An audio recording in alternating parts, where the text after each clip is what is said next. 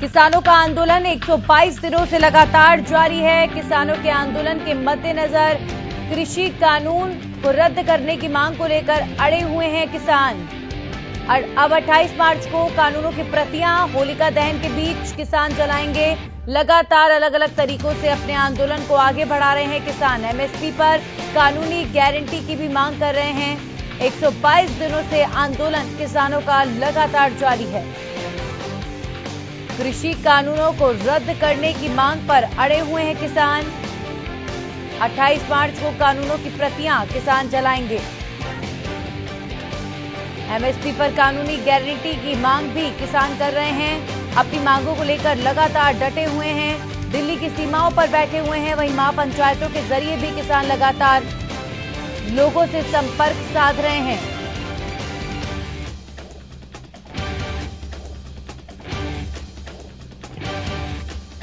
और इस समय कृषि कानून की वापसी के दौरान जो आंदोलन चल रहा है उसमें मुख्य भूमिका निभाते हुए नजर आ रहे हैं राकेश टिकैत। और हरियाणा में गुरनाम सिंह चरूनी। लगातार आंदोलन जारी है पिछले 4 महीनों से।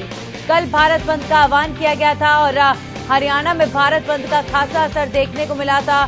सड़कें जाम कर दी गई थी और कई ट्रैक्स पर ट्रेन को रोक दिया गया था, जिससे ट्रेन के यात्री परेशान हो गए। सड़कों पर भी ट्रैफिक जाम की स्थिति रही। कल सुबह 6 बजे से लेकर शाम 6 बजे तक भारत बंद रखा गया था।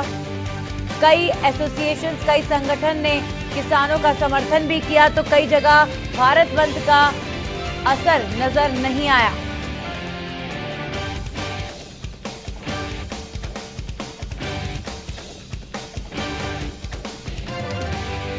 कल जो भारत बंद रहा उसमें कई राजनीतिक संगठनों का भी समर्थन मिला किसानों को। कल कांग्रेस नेता राहुल गांधी ने भी किसानों का समर्थन किया ट्वीट के जरिए।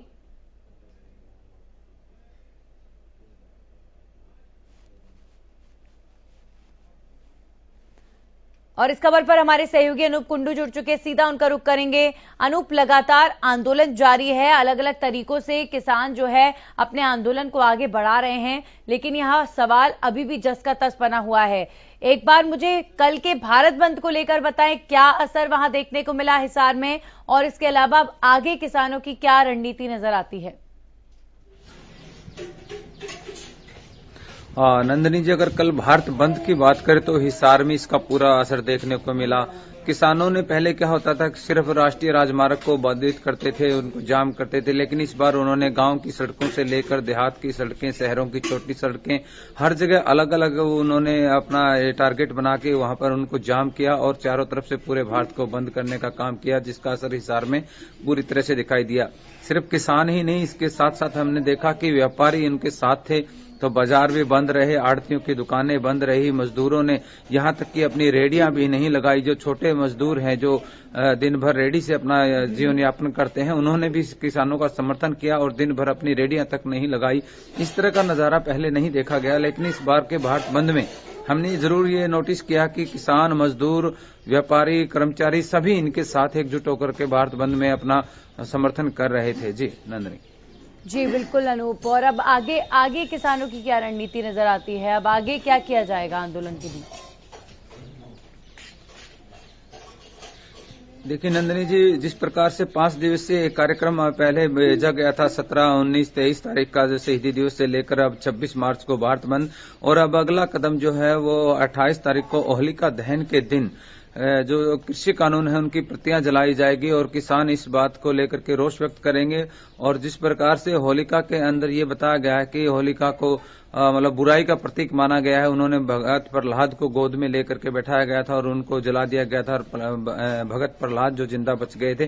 तो इसी प्रकार किसान कह रहे हैं कि होलिका के रूप में जो 3 कृषि कानून है उनकी प्रतियां जला करके दिखाया जाएगा कि किस प्रकार से जो 3 कृषि कानून लाए जा रहे हैं किसानों के विरोध में है।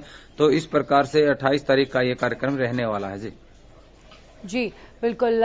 ओवरऑल आंदोलन को देखें, कल का जो दिन रहा, इसे कितना महत्वपूर्ण माना जाए इस आंदोलन के बीच, क्योंकि लगातार अभी बातचीत सरकार और किसानों के बीच में बिल्कुल नहीं हो रही है, और ऐसे में कल का दिन जो है नजर आता है महत्वपूर्ण भूमिका वाला रहा। अपनी मौजूदगी किसानों ने जिस तरीके से दर्ज कराई। बिल्कुल नंदिनी जी, किसानों और सरकार के बीच जो वार्ता का एक दौर चल रहा था वो कहीं न कहीं अब कुछ समय के लिए रुका हुआ नजर आ रहा है। और कल की अगर हम बात करें तो हमने किसानों के सामने बार बार ये प्रश्न उठाया था कि भारत बंद तो कर रहे हैं, इससे पहले बहुत सारे आंदोलन आप लोगों ने किए हैं, चाहे वो टोल प्लाजा फ्री करने की बात हो, चाहे रेलवे ट्रैक जाम करने की बात हो, इसके अलावा बहुत सारे आंदोलन हमने इस 4 महीने के दौरान देखे हैं। तो किसानों का यही कहना था कि वो इस लड़ाई को लंबे समय तक लड़ेंगे। इसके अलावा उन्होंने कहा कि यहां से हम किसान संयुक्त मोर्चा को अपने सुझाव भेज रहे हैं कि जिसको लेकर के ऐसा किया जाए, जिसमें उन्होंने मुख्यतः ये बातें बताई कि हम आगे आने वाले समय में बिजली के बिल नहीं भरेंगे, अगर सरकारी बसों में हम यात्रा करेंगे तो किराया नहीं देंगे। तो इस प्रकार के लड़ाई लड़ने के मूड में भी किसान नजर आने लगे हैं।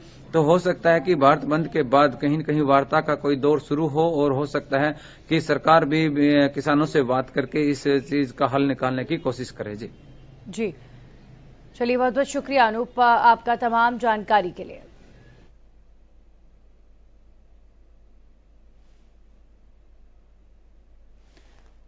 और अब हमारे सहयोगी जगदीश प्रजापति जुड़े हैं कालावली से, सीधा उनका रुख करेंगे। जगदीश, अगर बात करें सिरसा की, कल कितना असर भारत बंद का सिरसा में नजर आया? मोर्चा के ऐलान पर कल सिरसा बंद था। सिरसा कर कालावली की बात करें, कालावली भी तुरंत बंद था, सिरसा भी तुरंत बंद था, क्योंकि सिरसा जिला है वह पूरा किसानी पर आधारित है। यहाँ पर अगर बात की जाए किसानों के संगठन के साथ साथ व्यापारी, मजदूर एवं अन्य वर्ग जो जहां तक चाय की ठेलियां भी नहीं लगी और सब्जी की ठेलियां लगाने वाले लोगों ने भी अपनी दुकानें नहीं खोली। कहीं ना कहीं भारत पूर्णतः बंद का पूरा असर कल सिरसा जिला में दिखाई दिया। जी नंदनी जी, अब आगे किसान होलिका दहन को लेकर क्या रणनीति बना रहे हैं? जी नंदनी, बिल्कुल किसानों का 28 मार्च को होलिका दहन है। उसके बाद किसानों की ओर से रणनीति बनाई जा रही है कि उनकी फसल कटाई का समय बिल्कुल है, लेकिन वह बॉर्डर पर जो है इसी तरह से टिके रहेंगे। आने वाले दिनों में संख्या है जो बॉर्डर पर बढ़ाने के लिए प्रचार किया जा रहा है। गांव-गांव जाकर किसान नेता किसानों को जागरूक कर रहे हैं। अगर दूसरी बार तो नंदनी बात की जाए, किसान पूरा जो अगर लड़ाई लड़ने के मूड में नजर आ रहे हैं। किसानों का कहना है कि फसल की कटाई व बोझाई का समय थोड़ा व्यस्त जरूर है, लेकिन यह निकलने के बाद वह सरकार से लड़ने के लिए पूर्णतः दोबारा के लिए तैयार होंगे, क्योंकि किसानों का कहना है कि जो 3 कृषि कानून है वह उनके वह व्यापारी व मजदूर अन्य वर्गों के विरोधी है। कहीं ना कहीं सरकार को इस बात से लेना होगा। इसके लिए वह दबाव बनाने के लिए सरकार पर पूर्णतः बॉर्डर पर जाने के लिए तैयार है। जी नंदनी, चलिए, बहुत बहुत शुक्रिया जगदीश आपका भी जानकारी के लिए। तो अब किसान आगे कानूनों की प्रतियां जलाएंगे होलिका दहन के दिन। त्योहार तो जहां धरने पर बैठे हैं वहीं मनाएंगे, घर नहीं जाएंगे, लेकिन त्योहार के दिन भी अपने आंदोलन के मद्देनजर यहां पर कानून की प्रतियां जलाते हुए किसान नजर आएंगे जब होलिका दहन होगा।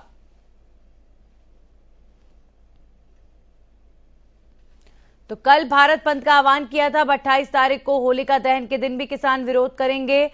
सरकार के सामने लगातार किसान इन आंदोलन में हो रहे प्रदर्शनों के जरिए अपनी आवाज उठा रहे हैं और लगातार यही कह रहे हैं कि इन 3 कृषि कानूनों को वापस लिया जाए। पिछले 4 महीने से आंदोलन लगातार जारी है, लेकिन सरकार ने अभी तक तीनों कृषि कानूनों की वापसी को लेकर कोई सिग्नल नहीं दिया। इनफैक्ट कई दौर की बातचीतें भी हुई किसानों और सरकार के बीच और वो बातचीतें भी विफल रहीं। उसके बाद अब सरकार और किसानों के बीच बातचीत तक नहीं हो रही है।